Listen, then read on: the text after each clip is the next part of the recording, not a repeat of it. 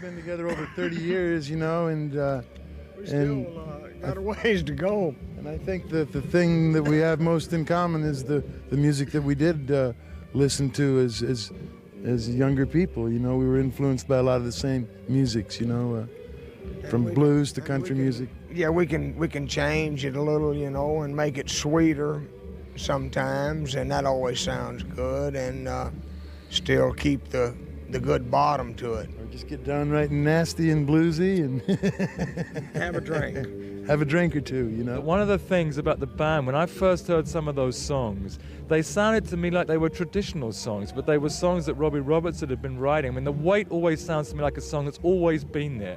I have to remind myself each time it was actually written in this century. You know what I mean? I have to remind myself the same thing. Yeah. What do you think that is, though? Why is it that so much of the music from the band sounds like it's in a way always been there? It sounds so inevitable. You gotta grow them kind of songs.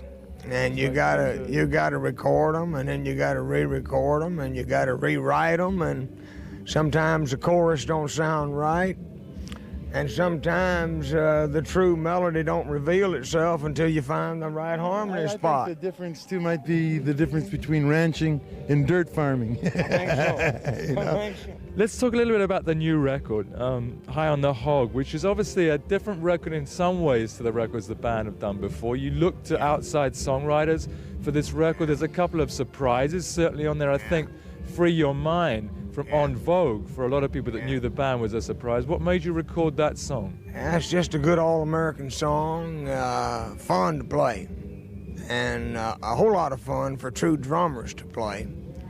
And that's always been one of the things we like to do, is have the two sets of drums. And that's always the bottom line. If it's fun to play for the audience and they get a kick out of it, that's the bottom line. There's another song on there that seems to me to be made almost for the band, which is J.J. Cale's Crazy Mama.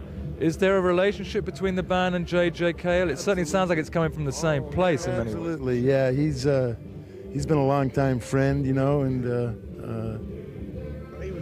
He and Leon Russell had some of the best groups around the Tulsa area, which was another area that we got to play back in the old days. We'd play the Tulsa, Springfield, Oklahoma City area, Fayetteville, Arkansas, Springdale.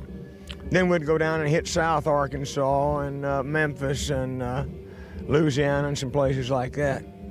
Then head back up to Canada. Are you guys on the road that much these days? Do you move around a lot? Well, it seems that these past couple of years we've been more active. We've kind of come out of our semi-retirement. We've been likely more famous for... I think it's more fun to play now. Being semi-retired, but here we are playing. We sound better now.